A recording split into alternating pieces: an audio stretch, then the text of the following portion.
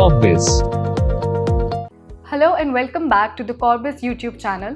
My name is Pratibha Sharma, and in today's video we will provide you an overview about EPR for waste medical devices, the processes involved and the list of documents required. The Indian healthcare sector has gone through a significant change post-COVID, and it has become one of the most growing sectors in India, and it is expected to grow to a $50 billion by the year 2025. The Indian medical device market is among the top 20 medical device markets globally. Their manufacturing is done in a strictly regulated environment. For this purpose, the CDSCO, also known as Central Drug Standard Control Organization, has developed structured rules and regulations for medical devices in India, along with the Medical Devices Amendment Rules 2020. EPR for waste medical devices are an essential part of the healthcare industry. EPR, that is the Extended Producer Responsibility, is a waste management technique that involves including all environmental costs incurred by a product throughout the course of its life cycle in the product's market price. Now let us briefly take a look at the medical device regulations in India. The Central Drug Standard Control Organization, also called as CDSCO, is a national regulatory authority of India. It comes under the purview of Directorate General of Health Services under the Ministry of Health and Family Welfare. Before 2005, India had no regulations governing medical devices. However, today there are registration processes for specific medical device types that are covered by the medical device rules. While the list of regulated products is exhaustive, the CDSCO occasionally adds products to these lists. The term EPR for waste medical devices has been defined under Section 3B, Clause 4 of the Drugs and Cosmetics Act, and it has been classified into 4 classes as per their risk level. The classification is as follows: Risk Class A, which includes low-risk medical devices, for example thermometers or tongue depressors. Risk Class B, which includes low to moderate risk medical devices, for example hypodermic needles. Risk Class C, which includes moderate to high risk medical devices, for example lung ventilators or bone fixation plates. Risk Class D, which includes high risk medical devices, for example heart valves. Now, all the manufacturer of EPR for waste medical devices in India must undergo the assessment procedure to ensure their compliance with the quality and safety standards before they are allowed to sell in Indian markets. For this purpose, CLAA, also known as Central License Approving Authority, has adopted the regulatory standards from BIS, that is Bureau of Indian Statistics, and ISO, that is the International Organization for Standardization for Quality Management Systems. So to meet these quality standards, all the medical device manufacturers are required to register themselves with these organizations. Also, to expedite the whole process of registration, the central government has opened the Sugam portal. Now, the following applicants can register via the CDSCO web portal to register their medical devices. These are importers, Indian agents, foreign enterprises holding Indian subsidiaries, corporates, and lately the status of a medical device was also enlarged beyond the 23 previously notified EPR for waste medical devices on April 1, 2020, requiring that all medical devices be registered under the Drugs and Cosmetics Acts of 1940. Beginning October 1, 2022, all Class A and Class B medical devices must be imported with an import license, and all the remaining Class C and Class D devices that have not yet been notified will require import licenses by October 1, 2023. Point to be noted is, waste medical devices which have the chemical composition, they are governed by the Biomedical Waste Management. Yet another important legislation is the EWaste Management Rules 2022.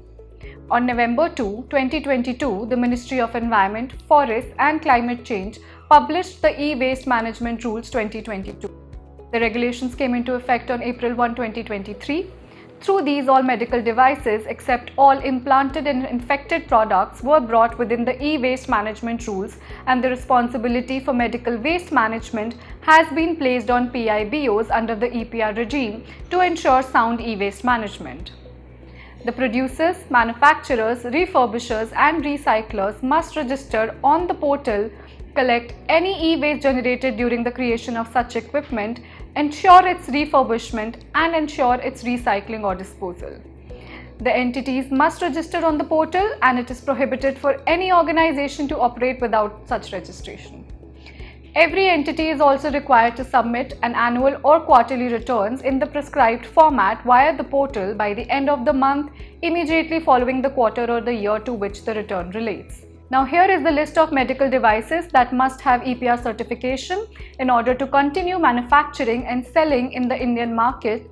These are medical devices with the exception of all implanted and infected products, radiotherapy equipment and accessories, cardiology equipment and accessories, dialysis equipment and accessories, pulmonary ventilators and accessories, nuclear medicine equipment and accessories, laboratory equipment for in vitro diagnosis and accessories, analyzers and accessories, magnetic resonance imaging, that is the MRI, PET scanner, CT scanner and ultrasound equipment along with accessories, fertilization test equipment and accessories, other electric devices, tools and kits that are used for preventing, screening, detecting, monitoring or treating illnesses, diseases, disorders, etc. such as mobile phones, tablets or any other device with the capability of sex selection and their accessories. Now you may wonder what is the process involved in the EPR registration.